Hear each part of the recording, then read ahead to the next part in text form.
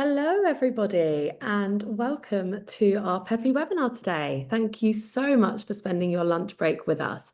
This is actually our final session in our preventative health series, and arguably the most important, because we're not just talking about well-being in theory, we're talking about how to actually build a healthier, more resilient workforce, one that's ready for real-world challenges your people are facing now, not someday in the future. My name is Grace Stokes and I am Head of Client Success here at Peppy. So my job is to make sure that the amazing organisations that we work with get the huge impact from their employee health support. And this series has been all about helping HR and benefits teams like yours move from reactive firefighting to proactive care. So today we're discussing a topic I know so many of you are dealing with right now. How do we keep our people healthy and protect the business from the cost of waiting too long to act? We know that things like fertility struggles, menopause symptoms, anxiety, and mental health concerns aren't rare. They're deeply personal, often invisible, and affecting so many people while they're just trying to do their jobs. So what if instead of swooping in when things have already spiraled, we got ahead of the curve? So that's what today's session is all about. And I'm absolutely thrilled to be joined by two brilliant speakers. So welcome to Lauren. Lauren is Health and Wellbeing Lead at BNP Paribas. And Lauren's leading the charge on making prevention part of the culture at BNP. And she's going to share exactly how they're doing it, the wins, the challenges, and the practical lessons. Hi, Lauren. Hello, thank you for having me. Thanks for being here. And I'm also joined by lovely Laura. Lauren and Laura, I actually just figured out very similar names, so I'll try not to get you too confused. And Laura is our Director of Clinical Services here at Peppy. She's a clinical powerhouse and has so much wisdom on where early action really makes a difference. So hi, Laura. Hi, Grace. Again, thank you for inviting me. Oh, thank you for being here also. So we're going to have a chat for about half an hour, and then we'll leave time at the end for everyone's questions. So please don't be shy. Pop these into the Q&A box at the end, or actually any time, and then we'll get to them at the end. So just before we get started, I'm just going to run through some housekeeping for you. So like I've said, please pop questions in the Q&A. We're also going to have a poll on screen for you in a second. So please respond to that as well. The event is being recorded, so we will share that with you afterwards. And if there are any technical problems, so far so good, please do email our team at marketing@peppy.health. So before we actually get into the panel questions, I just want to take a moment to talk about what we actually mean when we say preventative health. Because if we're honest, it's everywhere at the moment. It can sometimes sound a little bit vague, a little bit clinical, or even a little bit buzzwordy. So Laura, I'm going to come to you first with your newly on headset. From a clinical and business perspective, what do we mean by prevention? Lovely. Thank you, Grace. Can you hear me okay? Sorry, Yeah. I've put the headphones on because obviously the joys of working from home, the dogs have started to bark. So I do apologise. The postman always arrives at the most inconvenient of times. So when we're talking about preventative health, obviously we can't stop people getting sick. We know that this is going to happen, but we also know that there are things and procedures and things that we can put in place that are going to help people meet at a time that's appropriate to them. So giving them advice that they need at the time that's appropriate for them, rather than wait until they spiral. We know there's a lot of evidence out there that shows that most employers feel that, you know, they are probably 55% of employers feel that they're reactive to healthcare rather than being preventative. And we know with the sort of right help, the right support, the right screening, that actually people may still get on well, but actually we can help them sooner, which means that they're less likely to need more invasive treatment and less likely to need longer time off work. Or while they are at work, they're more productive while they're at work. Amazing. Thank you, Laura. I think that's it, isn't it? We can't stop some of these things that we're going to talk about from happening, but how can we make people feel prepared and ready so they have the knowledge and power? Thank you. So, like I said, we're just going to kick off with a quick poll just so I can understand exactly where everyone kind of sits right now when it comes to preventative health. So, where would you say your organization is currently when it comes to preventative health? So, mostly reactive, making early moves. So prevention is definitely on your radar. You have a strategy, but it isn't embedded yet. Prevention is part of your culture. We're proactive and proud, and then not sure. That's why I'm here. So yeah, just give you a couple of seconds to fill that one out. Fabulous. Thank you. Okay, so this is not surprising at all. The biggest percentage there is we're mostly reactive. Support kicks in after issues arise. And I think, like you just said, Laura, I think 55%, was it 55% of businesses are exactly the same. So we're not surprised to that. You have a strategy, it's not fully embedded yet. Fab, we can hopefully help you with some tips and tricks. I know Lauren will share some insight as to how you can embed the strategy. And then we're making early moves. Prevention is on our radar. And again, I assume that's why you're here. We can really help you understand, what maybe things you should be considering and how you can get leadership buy-in, for example. So thank you for that, everyone, for responding. Hopefully by the end of this session, you do all feel a little bit more ready for taking the next steps. So let's now hear from our experts. Lauren, I'm going to start with you first. So why do you think that HR and benefits leaders should care about preventative health right now? And what's at stake if they don't? Yeah, very, very good question. I think given the rising costs of healthcare and the increase in prevalence of things like chronic illness, it's going to impact on your productivity, your morale, your absenteeism. So preventative measures are absolutely crucial. And these measures reduce health risks. They lead to a more positive impact on our employees and essentially offer significant financial and operational benefits. So in failing to prioritise preventative health, you are depriving your employees of that essential resource to reduce the risks, to mitigate the risks that do negatively impact their well-being and consequently their productivity. Yeah, absolutely. And Laura, I can see you nodding along there. So from a clinical perspective, what happens when support only kicks in after someone's already struggling? And then what are those hidden costs of waiting financially, culturally, and for employees? Well, like I said, if you can get early access to screening doesn't necessarily mean that you're going to stop that happen, but you're going to get that early intervention, which means that people are going to need less invasive treatment. So from a work perspective, that's less time off work, that's more productive while you're at work, and a quicker return to work if you need to have time off. From a human perspective, it's less impactful on that person's life, on that person's family. We all come to work because it supports our family life and our home life. And it's really important that we recognise the impact that can have on that as well. So as an employer, you're not only looking after your employee, but you're also supporting their family as well. Yeah, I actually think that's something I'm hearing so much more from clients as well, Laura. It's, what is the impact on not supporting that individual on their family life, but also how can we take care of everyone in this as well? And Lauren, if prevention is the goal, what does too late actually look like in the workplace? And how can leaders spot these early signs before things really spiral? Yeah, I think a lot of it, Laura and I have already covered. You're looking at increased absenteeism, high Yeah. healthcare costs, and lower productivity.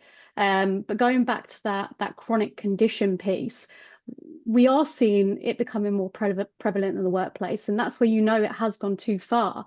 There are opportunities to reduce that risk through the fundamentals of well-being, nutrition, exercise. And therefore, having the prevalent chronic conditions within the workplace, it is affecting your employee engagement and morale.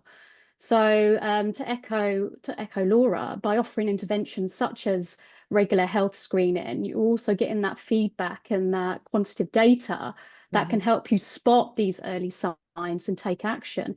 Every year we look at our data from our PMI, from our health screening, from our service providers, and we look at the top risks to our employees, and then we implement our plan moving forwards based on those results. And that's what you've got to do. And it's an ever-evolving piece. More and more conditions are coming to the forefront, and we've just got to find ways that we can mitigate them internally and support our employees. And I think that's a really good takeaway. In the first 5 minutes, we've already got a really good takeaway, but that data.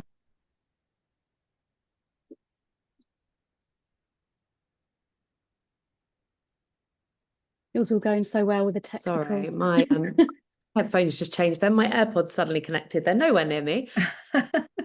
No technical issues, but here we are with one already. But yeah, I was going to say that takeaway already, the data point. I've spoken to so many clients about how they can get buy-in, and it's that evidence. What do you have that's proving that this is the shift that you need to make? And Lauren, assuming for you there wasn't a overnight shift that you saw at BNP, it was you constantly kind of monitoring year on year. Yeah, absolutely. I think we can all agree, everyone that's on the call, that since the pandemic, we've seen more and more employees want to focus on their well-being. It's definitely come to the forefront since the pandemic. Yet things like the awareness of the available resources and the support available remains inconsistent.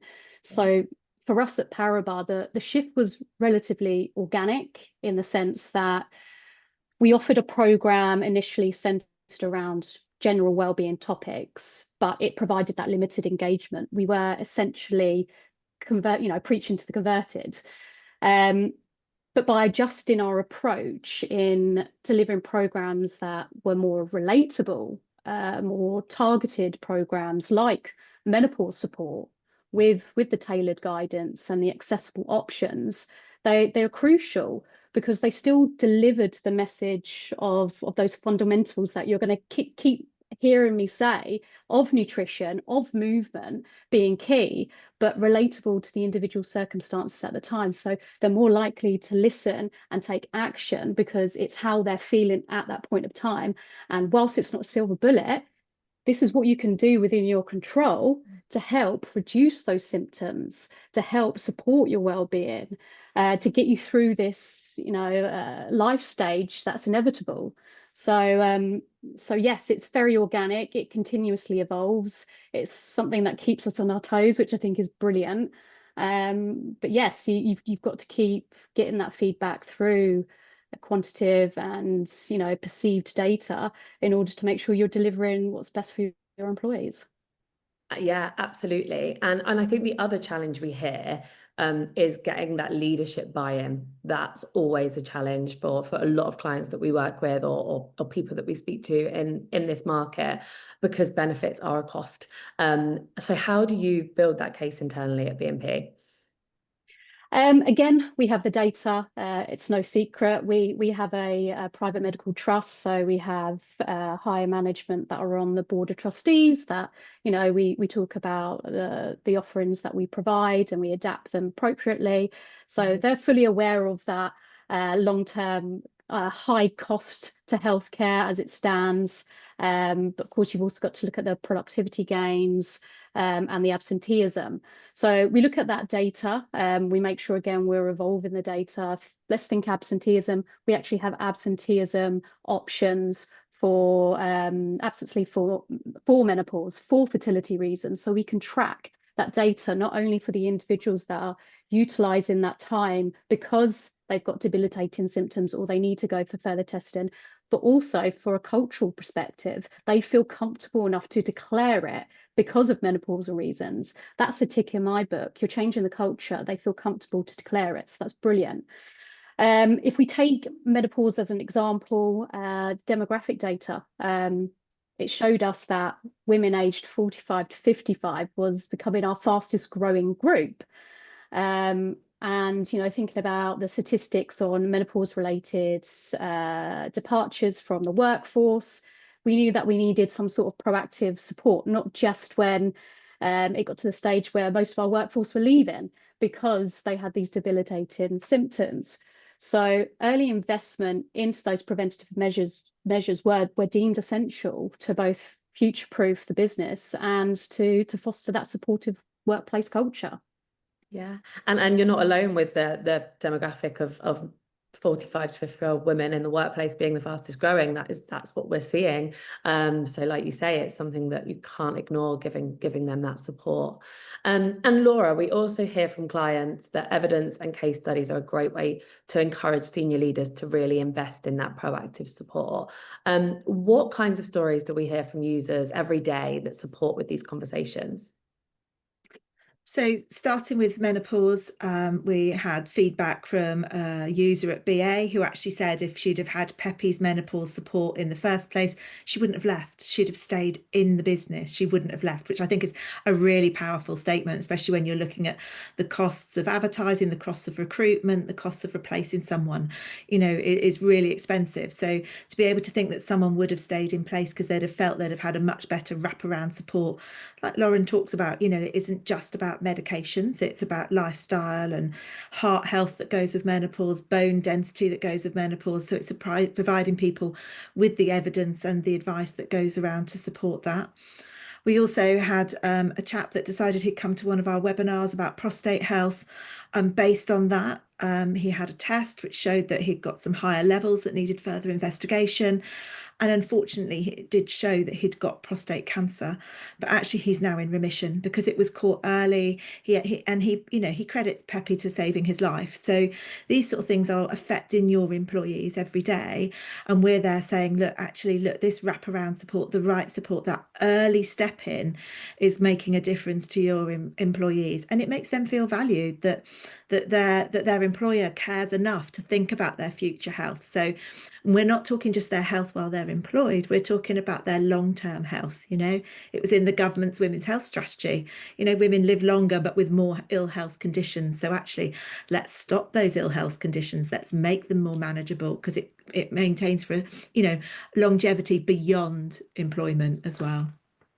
Yeah, and I mean, with those examples you've just given, those user stories, that is direct ROI. We can see the ROI of someone using Peppy, but a lot of preventative health benefits don't deliver those obvious or immediate numbers or outcomes. So how do you think that HR teams can demonstrate that value when the outcomes are harder to quantify if they don't have those direct case studies? And Lauren, I'm probably going to come to you first for that, but Laura, if you want to add anything in.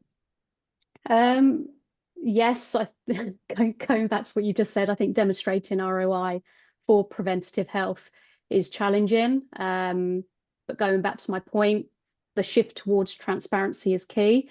So those increased reporting of absences related to taboo topics, menopause, fertility, mental health, it does indicate a greater employee comfort and therefore a confidence in accessing the support.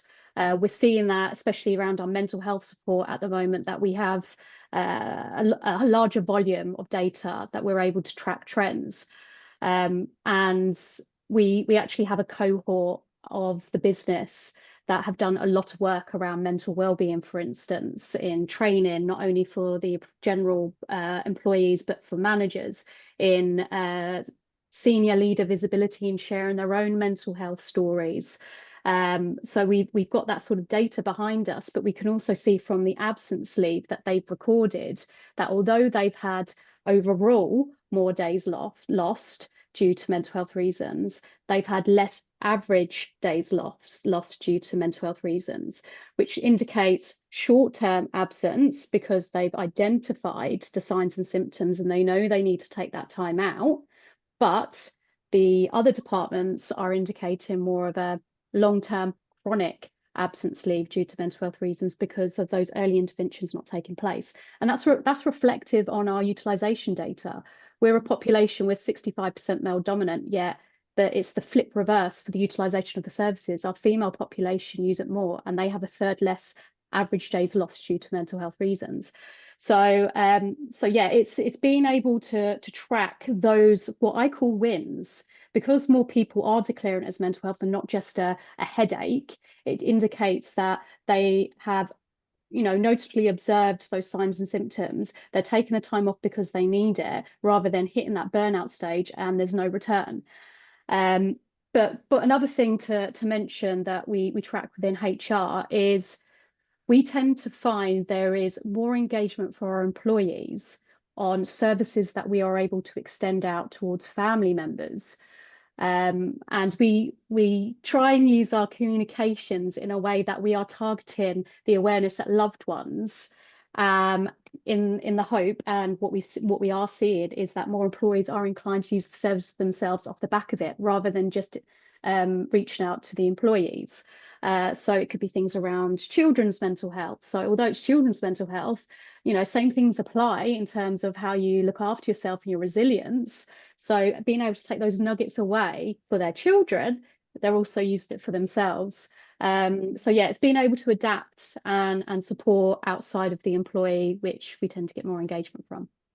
And ultimately, we know if a loved one or family member is going through something that it's going to impact us, it's going to impact the way we bring ourselves to work. So being able to extend that out is really kind of looking after the individual as well as everyone around them. Absolutely. Laura, anything to add on that, kind of around how we can maybe, demonstrate that value when it's hard to quantify? Yeah, I think it's like Lauren says, I think it's about building that transparency so that people can see, and feel comfortable with saying that they're having time off because they've got heavy periods, or they're having time off because they're going for fertility treatment, or actually they slept so badly because of their menopausal hot sweats that actually being at work the next day was just, they were not going to be productive at work. So being able to be honest about why people are off, I think, is a really good measure to start with. And it helps people have those open conversations at work. So again, they're more likely to come and tell you that they might be struggling.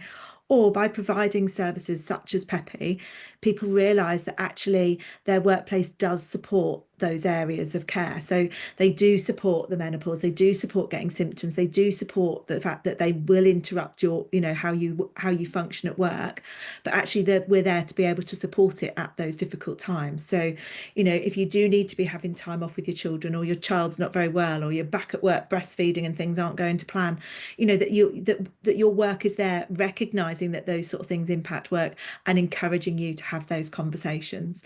So again, that's where you see it, potentially in your NPS scores with your teams, they feel valued at work. So feeling valued at work isn't just that you've had a great appraisal, it's that actually your work are looking after you and outside of work as well. Amazing. Thank you, Laura. And if we think about the audience now, so if someone in the audience is being asked, and just a reminder to the audience, if you do have any questions that you need help with, pop them in the Q&A. But if they're being asked, but what's the return from someone in their team? What is the simplest and strongest way that you think they can respond? Lauren, I'm coming to you first. Coming to me first. Simplest and strongest. I think investing in preventative health proactively builds a healthier, more productive, and ultimately more cost-effective workforce. Prevention is better than cure. Yeah, even just that, prevention is better than cure. I think that's something we can all take away. Thank you. And Laura, what about you? What do you think?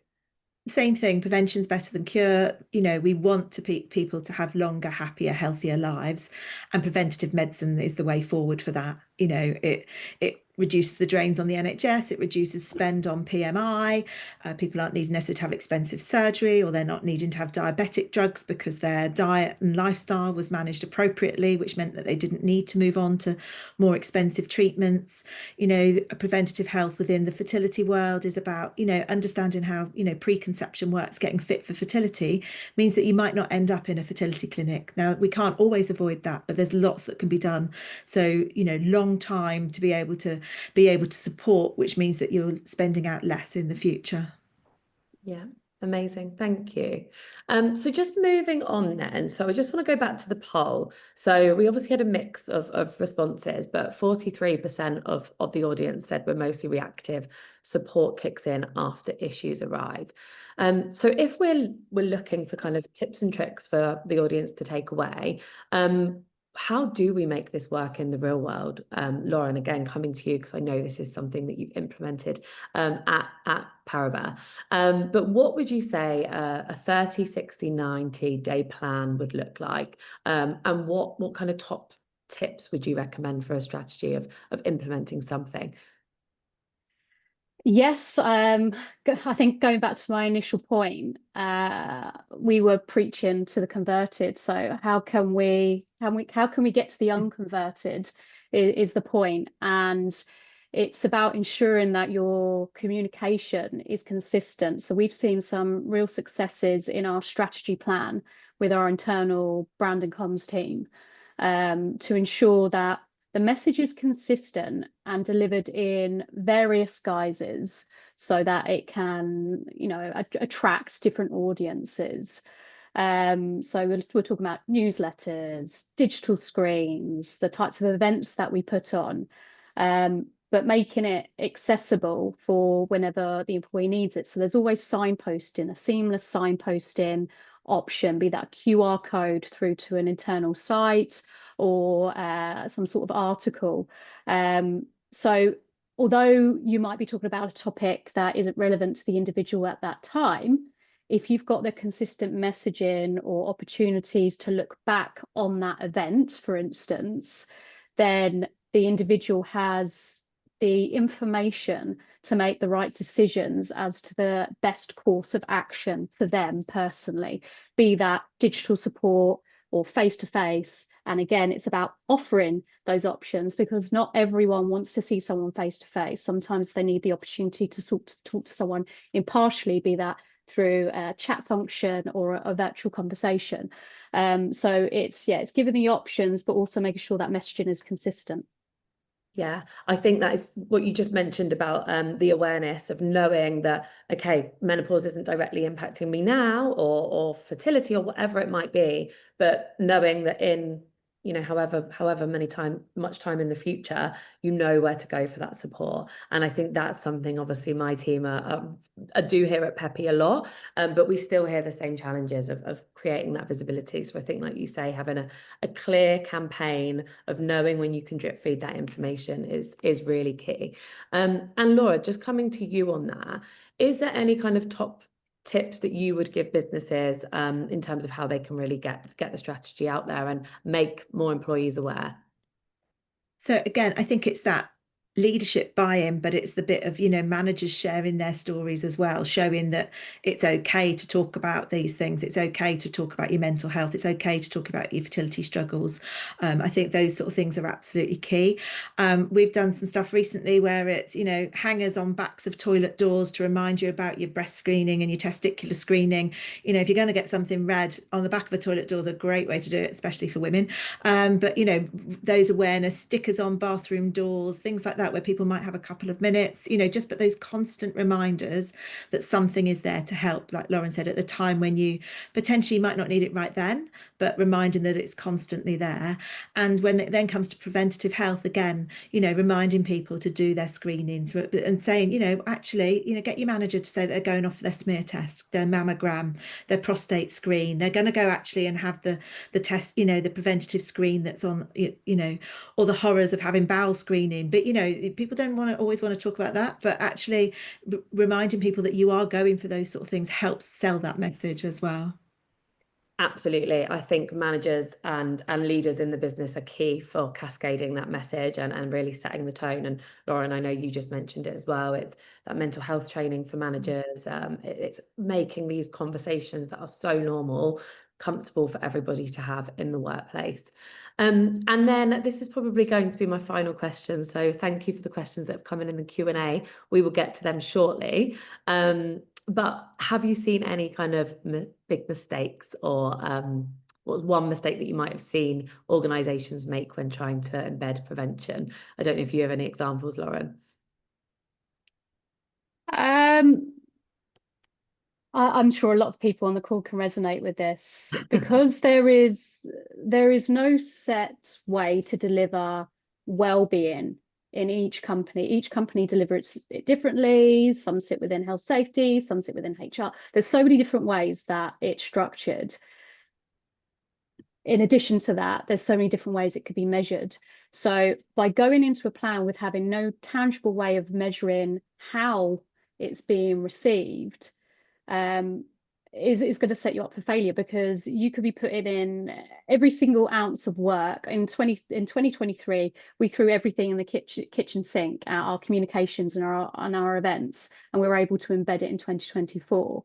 But we made sure that we were able to measure our communication. Can you get the open and click-through rates? Can you get data on what topics are of particular interest to your audience? Can you cross-reference that with the utilization of the services?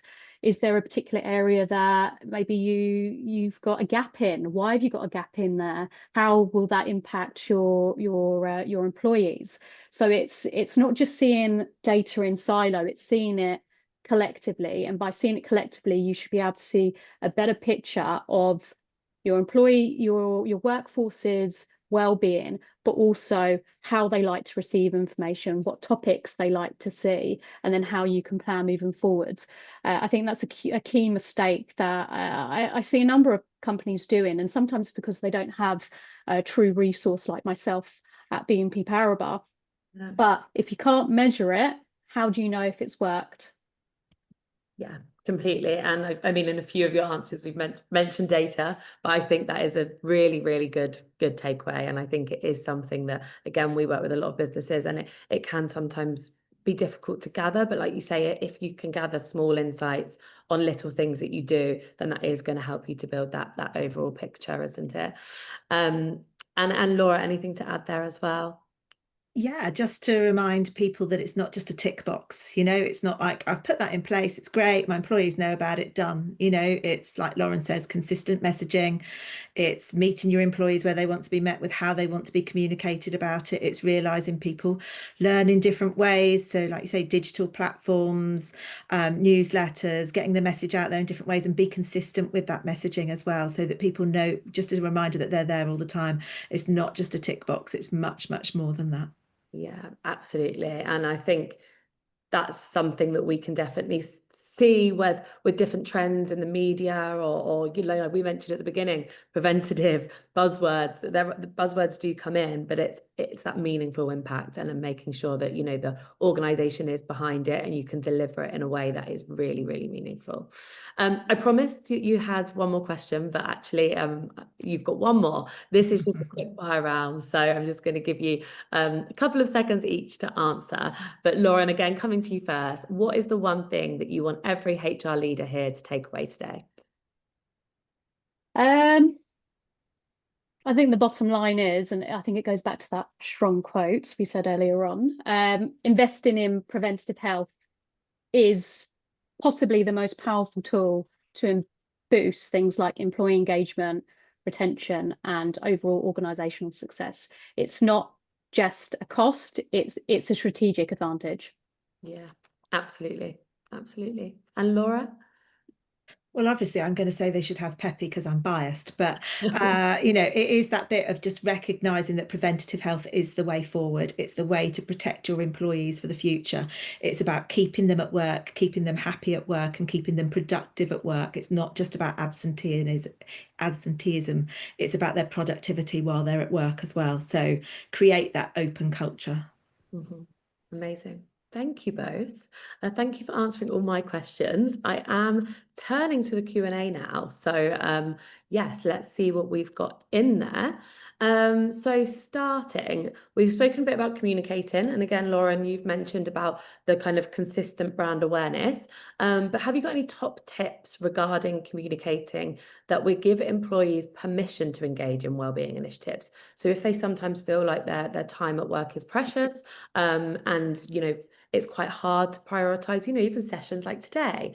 How can we really make the employee feel comfortable, or help them understand that that is absolutely okay for them to prioritize their health? I think there's a couple of things that you can focus on. Again, it goes back to the leaders, leading by example. I've been working with leadership teams on the small wins that they can do that will foster that I guess that open culture of being able to actually access the services support on work time, be that go down to the gym, see the nutritionist, go and have their health screen.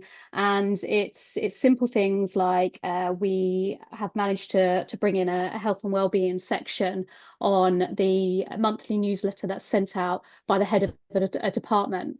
And as part of that, there are sessions on there. So in order, the ability that the head of the department has sent out that communication, which was read by everyone, having that health and wellbeing event that's going on has automatically given permission, because it's been sent out by the head of the department, that it's okay to attend that event. So it's little wins like that. Or if you're in a team meeting, we're encouraging those team leaders to say, oh, and just before we leave, did you know this event's going on? Or did you know we've got this new service? And just by saying that, you have automatically opened the doors for your team to feel like you care about my well-being. And if something were to arise, they would feel more comfortable coming to you and saying, look, I'm not in a good space at the moment, or I need time off for this. So it's a natural reaction for your team to feel confident and open to attend those events or use those services because of the way it's being displayed, without, by the way, you should go and do this. It's like, did you know, more than anything. So we're finding really strong successes by leaders leading by example. Yeah, it's something that we completely agree with here at Peppy, and something that we're doing a lot more. And actually what we do with clients in the CS team is having that exec sponsor, or if we're talking about Peppy or talking about any events that we're running, is who can we have to really spearhead this? And naturally lots of organizations have resource groups and they have exec members on there, and that's a really great fit. But it's having them say, this is something that's really important to the business. So actually this can translate to everybody within the business, and it's okay for us to talk about it, and it's okay for us to spend the time outside of your day-to-day. But it's worth mentioning that that individual has to have been seen to be walking the walk and not just talking the talk as well. Otherwise you lose all credibility. Exactly. So it's that absolute fine line of who would be the person. And again, going back to my point, if that team leader had already been saying it in all of their, after their team meetings or in their monthly newsletters to their team, they've already been walking the walk without too much resource, without too much effort. So they would have that credibility should they be the face of an event that you're organising. Absolutely. I think that goes back again to what Laura said about it not just being a tick box. You don't want someone there just as a, oh, this is good to have someone senior. It's actually, they've got to be embodying the culture part of it as well. And Laura, if whilst we're on that kind of topic of leadership and bringing in stakeholders, how can we bring in line managers or team leads into this conversation and make sure that they are allies rather than again just being a tick box like we said? I think a lot of it is about education of that line of managers as well, and your employees, but of that line of managers, so that they feel comfortable to be able to have those conversations. I was talking with one of the girls this week, and she'd had, in her last job, she'd had the best experience of having a young male manager talking to her about menopause. And she said it really felt empowering that this young guy knew what he was talking about and was able to support her. So I think even if it's something that might not necessarily directly impact them, having the education to be able to have that open conversation without thinking, oh God, I'm being asked a question, I don't really know how to answer this. And also recognizing to those line managers, they don't have to have the answers to everything, and actually just to be able to say, well, why don't you go and speak to our wellbeing lead? They'll be able to direct you, so that they've so knowledge is power in that respect. So to be able to give those line managers the confidence to be able to have those conversations, or have the knowledge of where to be able to direct someone, so that they're not feeling like, so that the employee feels heard. And it takes a lot often for people to open up, and they need to be met with open arms at the other end, and support, not someone not feeling comfortable having that conversation. Yeah, absolutely. I think, like you say, knowledge is power. It's understanding exactly what it as a line manager, as a team lead, what your organization offers and how you can provide that wraparound support for your team members and for your colleagues. Okay, I'm going to just shift gear with this next question. Again, Lauren, coming to you. It's a consistent theme, but what's the best way, do you think, to show early impact? So if for those people on the call that are just getting started and you know what it's like, we want to see results straight away, is there anything that you think is a really good indicator of that? Engagement. So if you are able to get your communication engagement, if you are able to get your event engagement, perceived data, so feedback from those employees, that could be straight after the event that you've offered, and give them the opportunity to say, you know, if we were to deliver another session, what would be, you know, important for you, and ratings. Those are, I hate to say it, but those are quick wins. Those are quick wins that you can gather. It's the clinical data that comes later. And I say you need at least 5 years of clinical data behind you to truly see the impact of what you're delivering. But that data that you can receive there and then with the engagement of those employees is going to impact that engagement of the utilization later on down the line. So yes, communication, engagement, event engagement, and perceived data from your employees. And there's two things there that I want to pick up, is that you said you think 5 years worth of data behind you to really show the impact. I think that's something really worth taking away. So when someone is trying to get buy-in from leadership, we have to make them understand that this isn't going to change overnight. It is a long-term strategy. It's a long-term health strategy that we need to kind of commit to so we can see it working. Yeah, definitely. I think that bit's really key. And the event piece as well is so simple, just to add a feedback form or a QR code at the end of an event, and gather that feedback. Like you say, we don't want to use the word quick win, but if people are asking for results, it's a really good way to see the value that you're directly having. Okay, let me see what else I've got in my Q&A box, unless there was anything you wanted to add there, Laura. No, I think that's absolutely key. You know, ask there and then what somebody thought of it. And that way as well, you know, what we think might be a great webinar to put on might fall completely flat and not be what they want to listen to at all. And actually you've missed a trick, and actually there's something that they really want to hear about, which you can absolutely react to really quickly.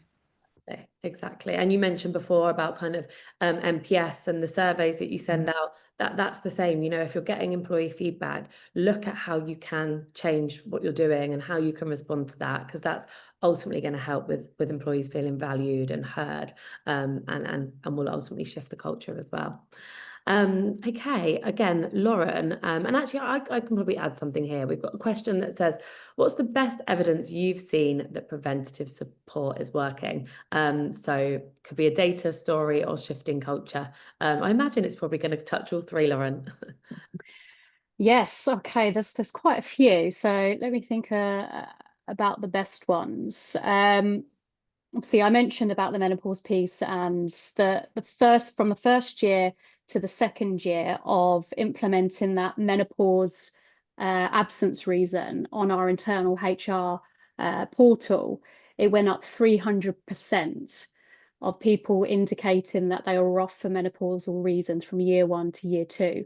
But from year 1 to year 2, we did a lot of work in the menopause space, a lot of awareness. We had senior managers being visible in sharing their own stories from leaving their old workplace because they weren't being supported, coming over to BNP Paribas and the importance of it. We had multiple ways that our employees can access support, be that digital, be that a GP menopause specialist, that they can have unlimited face-to-face appointments, that were also via the health screening. So we made sure that there were multiple points of entry, whilst also working on the proactive preventative piece. So we worked with all of our service providers. We're lucky enough to have an on-site fitness facility and nutritionist. So we created the Empower program. That's an 8-week fitness and nutrition program where our employees are able to be supported in the lead up to, hitting the menopause, and during the menopause and after the menopause. So, and it goes back to those fundamentals, especially for women. Strength training is key, and it's just reinforcing those messages, but supporting that individual on a tailored basis. So we made sure that we were able to target all areas that can support the employee whilst they were going through the menopause. And in doing so, It goes back to Laura's point. The employees felt valued. They felt validated that menopause was being recognised as something that was debilitating to them, and they made sure that they took the time off to, you know, reset themselves, but also to access the services. So I think that's definitely a real positive, and it's something that's just part of culture now. You can walk down the passage and go to a meeting room and someone's talking about menopause, and it's brilliant because it should just be part of everyday conversation, and it shouldn't be taboo. But we're seeing more and more of that now. So yeah, I think that's probably one of our strongest wins to date. I mean, that's amazing. It sounds fab, and I think it does just highlight how important that wraparound support is. It isn't just a one-time thing. It isn't just one event. It's that consistent care and ensuring that someone is supported through those life-changing journeys. So thank you both. We're at time. So just as we wrap up, I want to say thank you to everyone who's joined us on our Preventative Health at Work series. A big thank you to Lauren and Laura for joining me today. There's one thing, there's a few things I want you to take away from this session, is prevention doesn't need to be complicated. It doesn't have to be perfect, but it does need to start now. And as Lauren said at the beginning, prevention is better than cure. So we've created a playbook that covers exactly what we talked about today, with a 30, 60, 90-day roadmap to get started as well. So again, to those people that were kind of not sure where to start or knew they needed to do something, then please do scan the QR code now and check your inbox after the session. We'll send everything straight to you.